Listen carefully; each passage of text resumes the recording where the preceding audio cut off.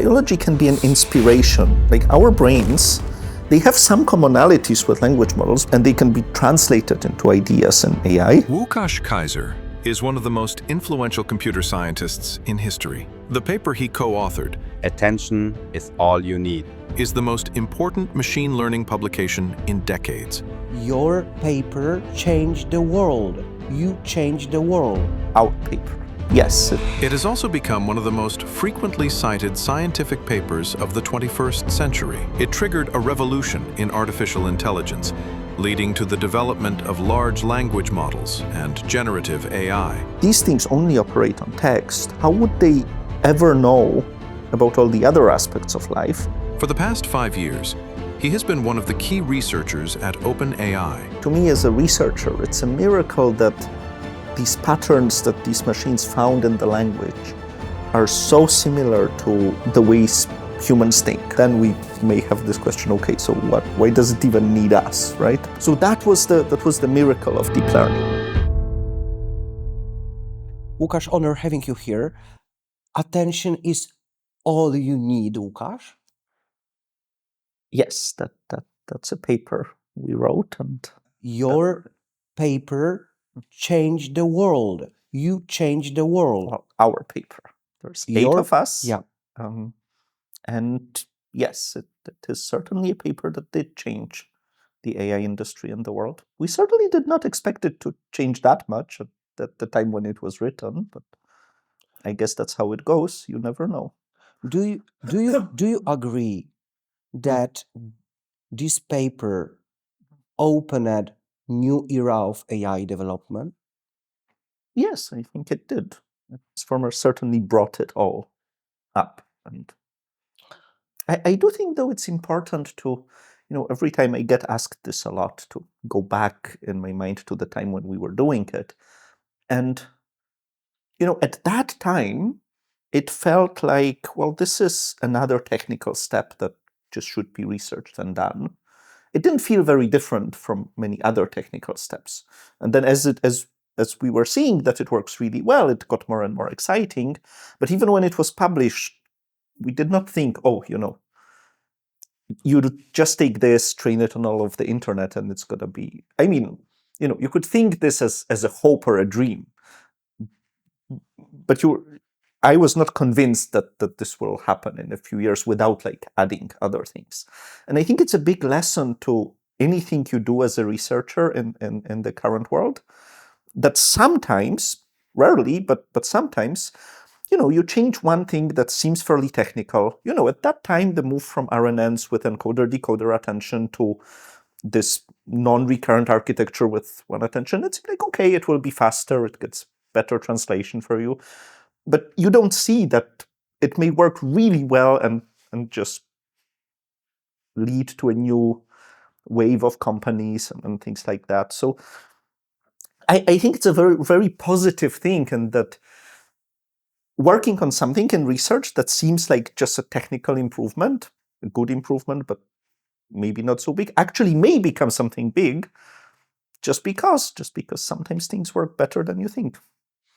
Oftentimes they work worse than you think, but Do we know how AI works? do we know how AI works? I think we do, to a large extent. I mean, of course, there is a lot we don't know, but there is a lot we do know. What we don't know? Well, if you train a really big model on Yeah. a lot of data, all of the human internet in this form or another, then of course, what we do know, if you train a small model on a very curated data set, we can kind of figure out what are the patterns that go in there. I mean, we know every number inside, right? We can look, we can understand things like induction heads. There's a lot we can understand about small models. When it becomes a huge model trained on huge amounts of data, we don't understand why it answers exactly this way. We can try to trace it to parts of the data, but there's just too much of it. The model's huge. It has built a lot of representations and associations, and then we lose the understanding of what's happening. That's also the question about your feeling about current stage of AI development. What's for you the current where we are regarding to AI development today? What's the biggest challenge for you? What's the biggest question regarding? So I think we will talk about this a lot, I try to think about AI development and as this path of making more and more powerful models learnable. This is like my model that it's a very simplified thing, of course. AI development has many axes and you do many things. So when I started, there were RNNs. We made transformers, which are a more powerful model than RNNs, and they're very learnable. And then I think the big step recently was reasoning models, which are even more powerful, but they are a bit harder to train. They're not trained with gradient descent. We use reinforcement learning. Maybe we'll talk more about it. So I think reasoning models give you almost ultimate power because you can think for arbitrarily long almost if you have the memory and computers to do that. So I think in this sense, we have reached an amazing stage, but they still lack a little bit. Like for now, they're only trained on verifiable rewards, so you need to curate the data. They're very sequential still. It's a little bit like RNNs were very sequential. They should definitely be more parallel. So there is a bunch of improvements we need to do to this, but I do think this paradigm will lead us to models that generalize almost as good as humans. So they will be very powerful, they will be very trainable, and these models will do amazing things that we are starting. So reasoning models are great in the verifiable domains like mathematics and code, and we see that they're starting to do fairly amazing things. They start helping prove new mathematical theorems, they write code almost professionally. So we will see these amazing things come to other domains. As I say, there's still research problems to be solved. And this with research, you never know if it's 1 year or 5 years. It's always hard to say. But in these domains where this current paradigm works well, where we train it, we see astoundingly amazing things. So when this comes to all domains, we will have another forms of breakthroughs, at least in science, that I think will be very surprising too. Isn't the biggest mystery how AI reason from something small to something massive? I mean, generalizations problem. Well, it is a little bit of a mystery, but it is. Is it a mystery how this happens for people? Right? We learn. Children learn. Later in life, we learn. Scientists learn. They reason from a few experiments to something massive. So we have some understanding how this works. We know how this works with humans. And the reasoning models are actually, in their design, since they reason in language, they mimic this like very elaborate talking part of reasoning very well. I think the reasoning on like more latent spaces is still a bit of a mystery. Maybe we'll get there. But yeah. What does it truly mean that LLM models generalizes, not just memorizes? You use ChatGPT, Yeah, I guess. very often. You ask it a question and Yep. it gives you an answer. And there were language models before. So the first language models, people just took n-grams. I don't know if... So you basically take every 3 words that appear on the internet, and then when you see 2 words, you say, well, in all of that appeared before, what would be the 3rd word that you would put here? A long, long time ago, before deep learning was so popular, Google even published like a huge database of all scraped bigrams, trigrams, 4grams from the internet. And you can... So it's a language model. You can start generating words like that. The problem is that it doesn't give you very sensible answers. So you can improve it. You can do more words. You can do other things, right? You can do trees. You mean faking? No. These are language models. These are language models pre-neural network that people trained on also the whole internet of sorts. Training is maybe a big word. They basically collected the data. And they would generate you sentences, even some maybe fluent sentences reasonably, but they would not give you answers that you would consider interesting, right? And it's similar if you trained like small transformers on the internet.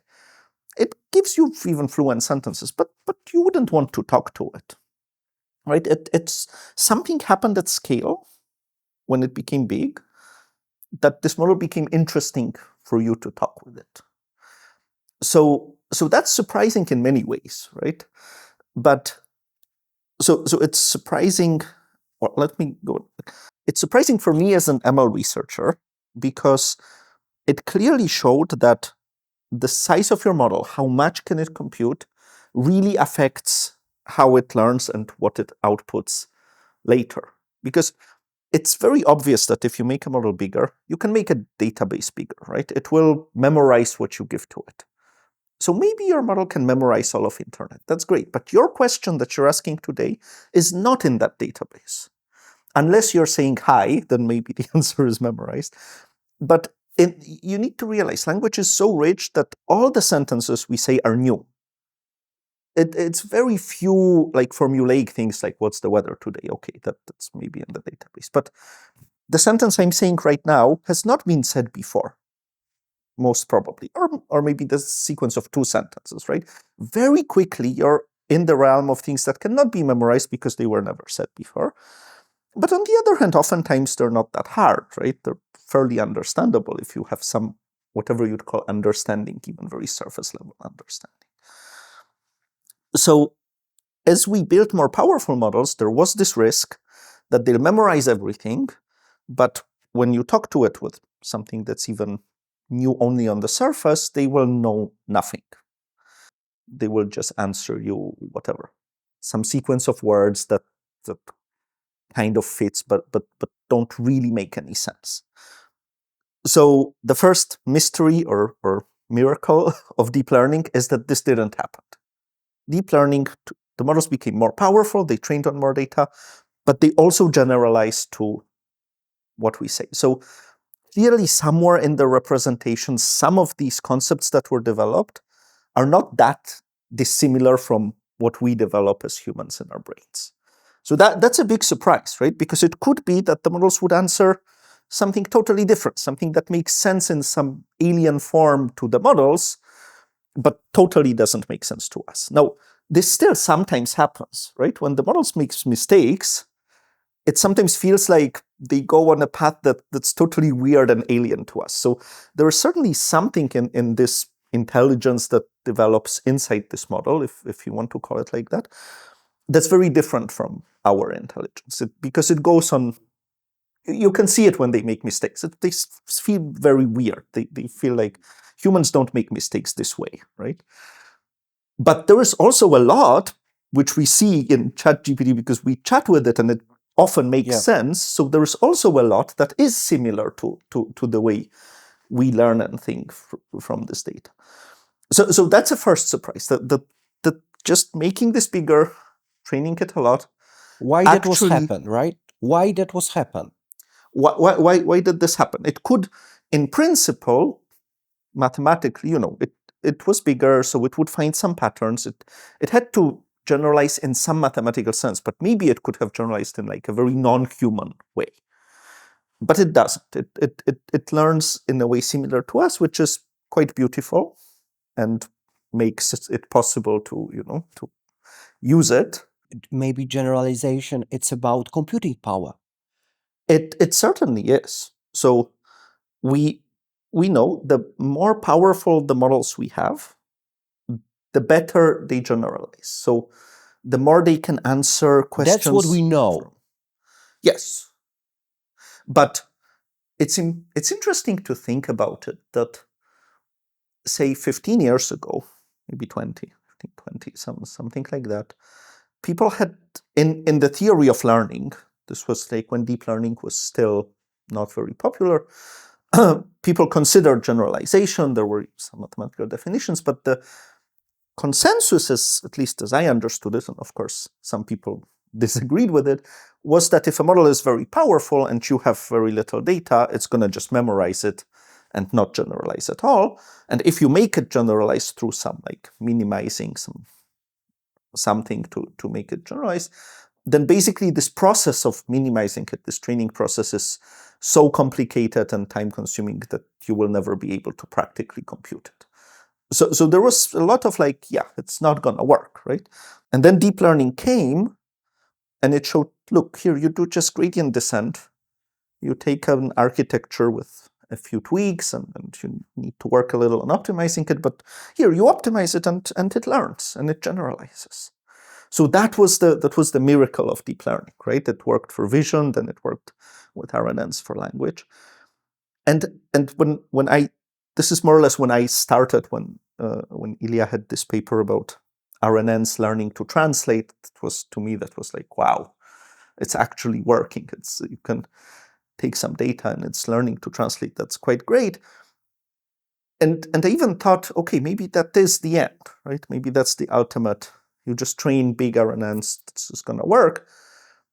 But then I fairly quickly came to this realization that RNNs can't be this architecture because they're not that powerful. In particular, without attention, they have a very limited state, right? They have only this vector of numbers. That's their whole memory. So they can't do like paragraphs and paragraphs because they have to squeeze everything into this vector, and it just becomes not enough, right? So you need, this was what led to transformers, and even earlier, even the encoder-decoder attention had this motivation to do long sentences simply. So you can Tell me something more about the vectors, because look at the chair. I'm sitting on the chair. For my brain, for my mind, that chair, it's number of associations and vectors. And my brain will generalize that picture, creating picture of the chair. How does it work deep inside AI black box? We don't really know how the brain works. I think that's a good statement. But we do know how neural networks work because we built them. And yes, they indeed have vectors. But we know that we are living in a vectoral space, vectoral reality. Well, sure, it's a way of describing it. But the question for neural networks was not so much if there are vectors. Of course, they're all based on vectors. But the question is how many, how large, and how do they interact with each other? So in RNNs, you had this one vector that basically described all your memory of the previous state, and it got updated every time you saw a word, right? And it was very fixed, like say 256 numbers or 1000 numbers got updated every step, but that was your memory, and it described everything. Now, in transformers, you have a vector for everything you've seen before. You basically don't forget. You remember everything you've seen, and then you come and then you can think, so this new thing, that's attention. This new thing I've seen, how does it relate to everything before? Can I find things in the past that are similar to some parts of it that are related? So that feels more like we think, right? We think a lot with associations, and attention is like a very simple mathematical method to say what's associated with what, right? It comes from alignment in translation, which is exactly like what things do align, what things are associated together. So that seems to be like a huge benefit to this architecture, that instead of storing everything in one place and forcing itself to create one vector that represents it, it says, well, we'll create vectors too, we have feed-forward layers, but we'll also use associations to everything we've seen before. Do LLMs truly have their own world model? Yes, of course they do. Apparently it's more of a language model than a world model, but and as far as their world is language, they have a world model. Now, the new LLMs, as you probably know, are also trained on images, and they start being trained on videos. So their model is now not just of language, but also of images and audio, and it starts to be a model of video. It's not yet a model of our world, truly, because the videos we train on are very short. the image representations are not yet fully there. So I think and also they don't move and act in the world. So that there's still some parts missing that are very natural to us that we just don't train the models on, because also we don't have the data. But the question is this just a data problem, or is this a model problem? And we'll only really know when we start training them. But you just said that generalization problem, it's about computing power, but maybe there is something more. Maybe LLMs, they are dead end for a real AI. Maybe generalization solution for that problem. It's not about, computing power, but embody AI, how to make AI that understand reality, that understand physical rights, that understand dimensions of the reality around. right, so you see the kind of miracle that I was talking about, that we trained models on the text of the internet, and they started talking to us oftentimes as if they were human. And we didn't even tell them to be human, right? We just trained them on text. And you can ask ChatGPT, how hard is it to climb a big mountain? And it will tell you hard, but small mountain is less hard. How does it know that, right? It says never seen a mountain. It says, even, the model just trained on text. So it, for a long time, we had this huge worry that, like, these things only operate on text. How would they ever know about all the other aspects of life? And also, why would they even be similar to us if they, they don't move? They don't have many things that our brains have. But it turns out they discover these things as patterns in the sea of text that is called the internet. And that is absolutely amazing, because it shows that if you have enough computational power to process patterns, not just surface level, but go deeper in them. So that's the part where the models need to be powerful. The very surface level models, they just don't have the power to discover that. But when they have the power, it turns out, if you have enough data, these things get discovered even without, some things that maybe make them much easier to be discovered for us. Because we have evolved, we're human. We don't start like the models on random weights of something. And our brain certainly works very differently than the models, and at least in many ways. But we get to a similar things in a large space. So that's a very beautiful thing. That means if you generalize powerfully, you do discover all these things that we consider concepts and that we talk about. So that's why I'm not that worried.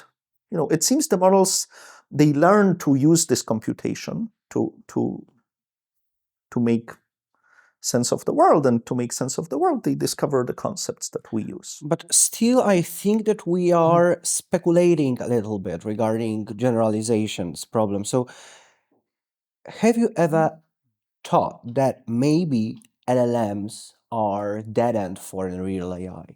Well, I don't think so. It depends a little bit how narrowly or broadly you define LLMs. Like I do believe that in the future of AI, you should train LLMs on videos, for example. Then they're not a model of just language, right? They're a model of the world. I don't know if the LLM is still appropriate. They're become more than language models, but they're still, people still call them LLMs these days. Generalization problem, it's for you the biggest challenge for current AI? Yes, I think. Not reinforcement? Well, it's related, because what we figured out is that. Not alignment? Mm-hmm. No. We figured out that if we allow ourselves reasoning models and train them with reinforcement learning, they are much more computationally powerful. So if we can teach them, they generalize better. They are the better class of models. So to train them, though, we do need to figure out reinforcement learning. So it's related to reinforcement learning. Now, alignment is a bit of a different problem, right? It's a bit of a society problem. It's also what you want the models to align with. But then the point is, if you have a model that gets smarter and smarter, is it easier and easier to align? If so, great, right? We'll just make them very smart. And I think there is some hope that that's how it works. What do you think about human reasoning? Does human reasoning fit entirely within computable functions? Oh, well, I think it's computable. I think it's also very different from what we currently call reasoning in LLMs. But that's okay. I always believe language models are quite different from the human brain, and in many ways actually inferior to it. But then they compensate with other things, like they can have more data. And for the reasoning in LLMs, it's currently a little weird because it goes token by token by token. It feels like our reasoning is more, not everything we reason about is in words, but maybe that's okay. Maybe the models will just catch up, right? What's about human, so-called human intuition? Is just a set of undocumented heuristic for you?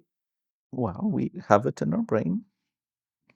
Some process happens there, and I'm asking you about that because I remember my interview with John Hopfield, and I remember I asked him, do you regret something? If you could turn back time, would you do this? And I remember his answer. And his answer that was, yes, I regret that AI was being developed as a part of computer science, not as a part of biology. And don't you think that when we think about human reasoning, we are, it's like we can forget about that biology very often. That we are missing something. Maybe that biology, it's, the missing link between human reasoning and that alternative deep inside AI. I would go much further than what you say. I would say we're missing a lot of things. So biology can be an inspiration. Like our brains, they have some commonalities with language models because, otherwise we wouldn't be talking to ChatGPT. But they have a lot of things that are very different, a lot of things that still will be very surprising to us, and probably a lot of these things could be translated into improvements in AI too. So it's a amazing area of research, right? I never thought transformers should be the end of research, But on the other hand, if you look at the AI industry these days, it's also abundantly clear that given the data, these models can find the patterns in the data and just use their computational powers to exploit them. And it's maybe not the fastest way. It's maybe not with human brain, maybe they would need even less data. But the way they are, we can push them to use reasonably little data, to be reasonably fast. And that just gives us huge opportunities in this line. So I don't think this line is like the only line, and we should certainly research a lot of other things because they're exciting things in biology and they can be translated into ideas in AI. But maybe it's too late to adopt biology to AI. Maybe it's too late for that. Well, why would it be too late? I think AI is just beginning, no? Because of that fundamental basics architectures that was only, inspired partly by human brain. Well, but I feel like in many domains, right? If you have a technique, I think it was a year ago when we introduced reasoning models, and transformer is like not 8 years ago. In many fields, a year is nothing and 8 years is short, right? And we can still push this technique and get like 2x, 5x, 10x improvements every year. So of course people do that, right? It's like if you have something that works and you can make it work better and better and better, so you push it. It's very natural. But if you think of plain engines, if you made a plain engine that's 30% better or 70% better, people would be like, wow, that's great, And in AI, it's like, barely matters. It needs to be 3 times better, 5 times better every year, right?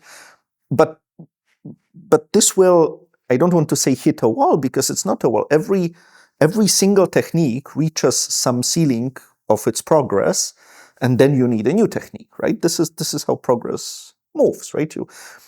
It was the same with reasoning models.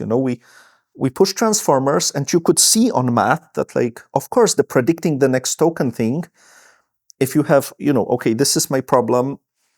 John had 3 balls, he sold 2 balls. How many balls does he have? Okay, maybe you can make a big model that will just say 1. But if you have a problem from a math Olympiad, it will not just give you the token that's the answer, because there is a lot you need to do computing and thinking before that. And if it's a bigger model, maybe it has a tiny bit better chance, but it's just not gonna work, right? You still push the models because they can chat with you, because they can do other things, but you start recognizing that, of course, there are some things they will not be able to do. So you push a new paradigm, like reasoning. And it's not we started working on reasoning much before people stopped. I mean, people are still scaling up pre-training and models, but we now have reasoning. And I think there will be other paradigms that I think in this case, they may not be necessary for, like, I don't think there will be like exact examples of what reasoning can't do, because I think these models are so computationally powerful that with enough data, you can train them to do almost anything. But maybe, they'll maybe, and I think they will generalize because they're so powerful, but maybe they'll generalize in ways that are like weird to humans. And so maybe you'll want to make them more human-like in some way, and for that you'll need other techniques. We'll see. The point is, it's easiest to see what's a problem with the paradigm when it reaches its ceiling, right? When it's in this rapid development stage, then it's very hard to say what doesn't work, because you haven't gotten there yet. And reasoning, I mean, O1 preview was a year ago, so that's very young. The first academic papers on all of this are only started to appear, because with DeepSeek R1, it's not even a year since people can truly run experiments on it at a larger scale. I'm asking you if the worst scenario in the next 10 years, maybe 20 years, when AI will decide, from that time, I will be against the humans. It's possible. The current AI is not for or against anything. I think it's more like humans could make the AI be for or against something, but in that sense, AI is a tool for some humans that want to. What's for you the biggest risk when we look at AI development now? I do think, if you think of social media, for example, right? Yeah. Or so what turned out to possibly be a problem, right, is that even very well-meaning algorithms, I'll just show you some fun videos you want to see, these are your friends, they somehow interact with the society, and then people get addicted to things, or not, or the information that you get to see is somehow not just a fragment of the reality, and you forget about other parts. So I think risks like that are very important with AI, right? 1 billion people chat with ChatGPT every month or so, right? That's a lot of people, and I think the whole company tries to make chat very truthful and to helpful, and not too psychopathic, and like the best for the people. But of course, it's a computer program in the end. for some people, what you talk to it may be helpful. For others, it may be unhelpful, but that's okay. You read an unhelpful website, you get an unhelpful advice. It's okay. But for some other people, it will be unhelpful, but they will not get the helpful part because they'll spend too much time with it or something like that, right? That's my biggest worry, that when you interact with 1 billion people, that's a huge number of people with a lot of diverse backgrounds, and you may be doing something that's really not appropriate for some groups of these people. Not appropriate in the sense of explicit or so, that you can filter out. But in more subtle ways, not appropriate, and you will kind of never know until you see some bad things happening, because you'll never think that some subtle ways these models are like. Think of how ChatGPT is already changing the language, right? I never heard the word delve until I think chat started using it. You're a good point. And now people use it, right? And okay, I mean, it's fine. People say delve now. That's maybe not a big problem, but maybe something like that could happen, and people would start doing a thing, and that could be bad, right? Like, how we can define AI today? Is an LLM for you simple tool, simple thing that we can use in a single case, or something more like alternative intelligence on Earth? Definitely as a tool at this point, but so I still think to me as a researcher, it's a miracle that these patterns that these machines found in the language are so similar to the ways humans think.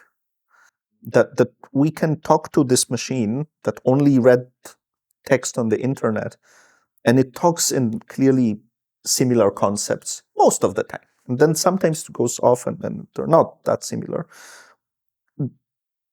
This is amazing to me as a researcher. So from this wealth of text, there are clearly patterns there that we use. So it also says something about us that we use the same concepts. I think this is very beautiful. To me, this is an important part of the LLM development, but it's a fact of research, not saying that these LLMs are new intelligence on Earth, but they show us that this text we created has all of these patterns, right? That they're there.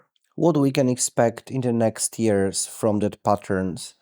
Abstractional thinking, more abstractional thinking, free reasoning, subjectivity? Well, as I told you, I think about this as like more and more powerful models being learnable. So we've now figured out how to train models that are powerful enough to do like some mathematics and coding. So they figured out like strategies that mathematicians use to solve certain problems. So they're like very smart humans that do this. It's a little bit like in chess, right? There was a point where models figured out how to without play chess. body. Now we are way past that, right? Chess engines can play way better than any human. So as we progress, our reasoning models, language models, will find patterns in mathematics and science, maybe even broader in the world, that we just don't see because humans operate in groups. So luckily in groups as scientists, we can do a bit more. But at some point, the models will show us like, look, this is a strategy. You can solve things this way. And no human has ever thought about it, right? This happened in games, in chess and Go. This will happen probably in mathematics in the coming years, that there will be parts of mathematics where we'll be like, wow, this is like a beautiful way to prove something, or feels like a real discovery. Now, when this starts happening in broader science and in other parts of the world, we may be astounded, because the models may find connections that we're just missing, but when they show them to us, we'll be like, well, indeed, this is... So hopefully they will be like someone very smart at times, showing us things in the world that we have missed.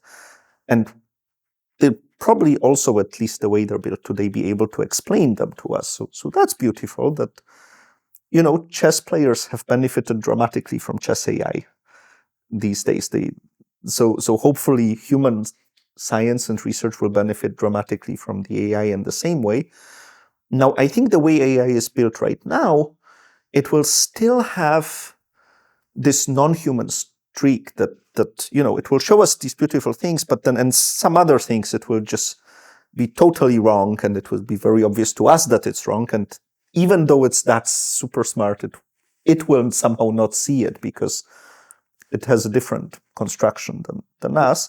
That would be very good, right? My fear is that maybe as it learns everything, it will also improve in these ways, and then we may have this question, okay, so why does it even need us, right? Have you ever think about AI that feel pain like humans? Because pain is in our brain. Well, yes, we have a body that no AI, even robots, come nowhere close to having a body like ours, right? Don't have hormones, they don't have soft skin. Maybe this is one of the scenario. AI that will feel the pain like humans. Well, you can talk with ChatGPT about pain. It will tell I you tried. sensible things, mostly, right? But of course, it has never felt pain. So Physically. right, but this is a subtle but possibly important difference between someone who can know much about something but actually never experienced it. You have the same difference in people, not for pain maybe, but there were sometimes debates. There were poets who wrote about war because there was a war, and now you are translating this poetry and you have never experienced a war. Can you translate it fully? Can you really give it truth? Well, but because there is something more deeper. Right, but in many senses you can, because there's many translations of war poetry by people who were never at war, and they're still great, right? So, but you see, like, we face this question a lot with humans. No two people have the same experiences. So when we talk, there's always something I'm missing that you experience, something that you experience that I'm missing. The AI is missing huge parts of human experience, like all of pain, love, feelings, right? But then it has read all of the internet, so it has much more words that describe it, so it gives it some form of representations for that. To which extent, I think robotics will be a big breakthrough in AI, because the next revolution. Well, I think there'll be many revolutions in parallel as the years move on, but certainly, models that are allowed to act, that can act in a physical world, not just observe it on videos or images.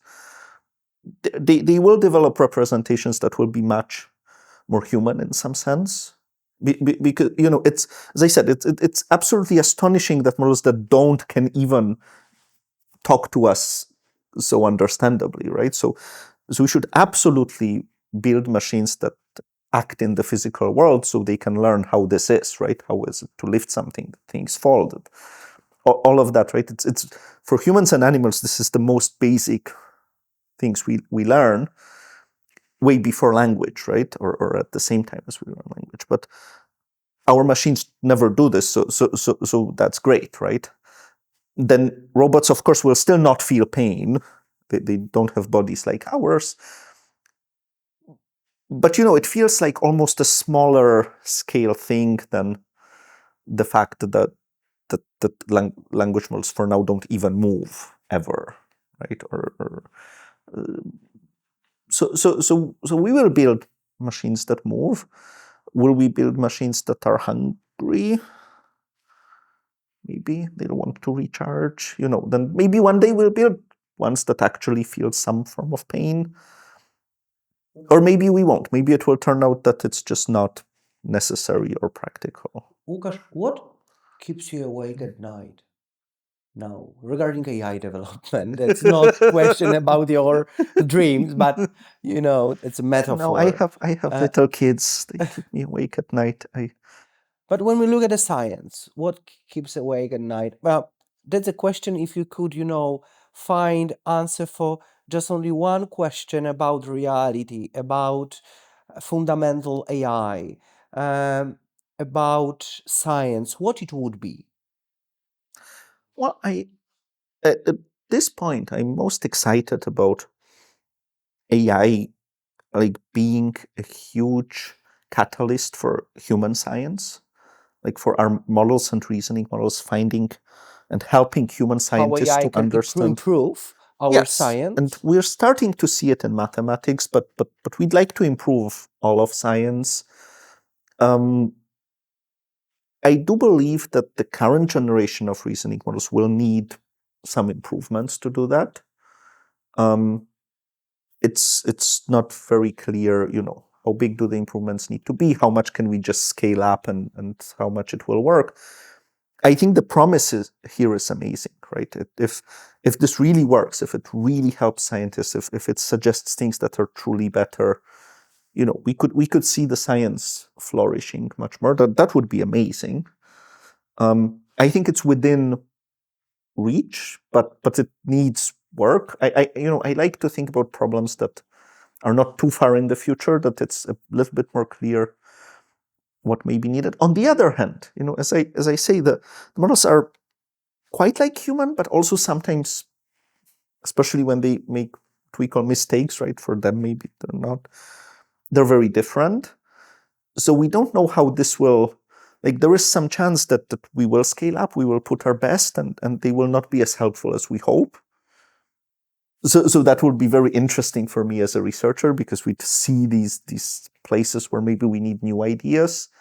But maybe we can just scale, these ones will work with human scientists. Maybe, ChatGPT sometimes tells stupid things. It doesn't seem to be a problem for most people. So maybe we can just have a huge impact in science without fixing any of this. If it becomes a real problem, then it's even more interesting to me as a researcher, because I'll see okay, now it's very clear where we need to put new research ideas. And these things will, should become clear in the next year. That is very exciting, that we're at this level where we can hope to have real impact or find things where we need to put beautiful new. Thank you for your time. Thank you very much.